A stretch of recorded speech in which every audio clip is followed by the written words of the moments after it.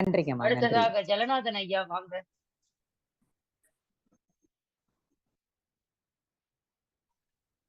தமிழே அமுதே வருவாய் நிறைவாய் தருவாய்.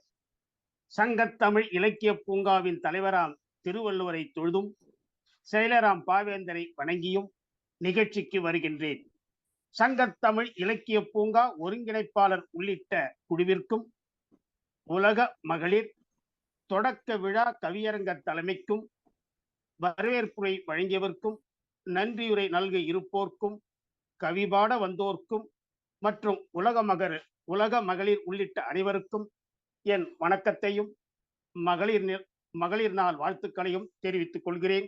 தக்கோலம் என் ஜலநாதன், உத்திரமேரூர். பெண்மையை போற்றுவோம். பெண்களோடு சிறுமிகளுக்கும் விழிப்புணர்வை ஏற்படுத்தும் நன்னாளாய் மார்ச் 8ஆம் நாளன்று மகளிர் நாள் என்றுரைத்து வாழ்த்தியதாம் ஐநா சபை சிறப்பாய். பெண்மையை மேன்மையாய் என்றென்றும் போற்றுவோம். அகத்தினையே அமைதியாக்கும் அரசி என்று சொல்வார். அகத்தினையே உள்ளம் இல்லம் அமைதியாக்கும் அரசி என்று சொல்வார். ஜகத்தினையே செதுக்குகின்ற சிற்பி என்று உரைப்பார். மென்மையோடு வன்மையுமே கொண்டவளாம் பெண்மை. உண்மை என உண்மையுமே உண்மையாய் உரைக்கும். செயற்கரிய செயலுந்தான் செய்திடுவாள் மங்கை. சிந்தையிலே அன்பேதான் கொண்டிருக்கும் நங்கை. குடும்பத்தின் தூணாக தாங்கி என்றும் நிற்பால். இடுக்கந்தான் வாராமல் இன்னமுதாய் காப்பாள். இல்லறத்தின் இலக்கணமாய் இருக்கின்ற இல்லாள். நல்லறத்தின் பாதையைத்தாம் நல்கின்ற நல்லாள். குடும்பத்தின் வேறாக இருப்பவளே பெண்ணாம்.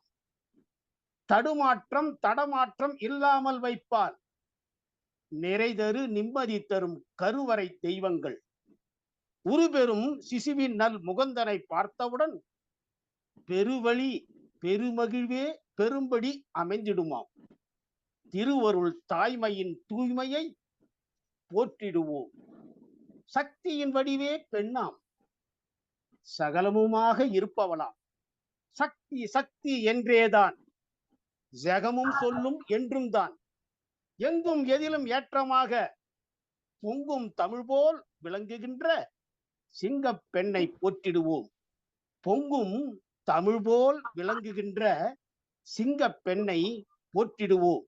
சீர்மையோடு வாழ்த்திடுவோம். மகளிரை போற்றுகின்ற வீடும் நாடும் மண்ணில் நன்கு செழித்திடும் என்றும்.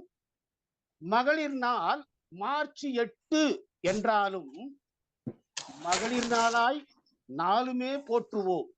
அகமும் உளமாய் சிறக்கும் மகிழும். நன்றி, வணக்கம்.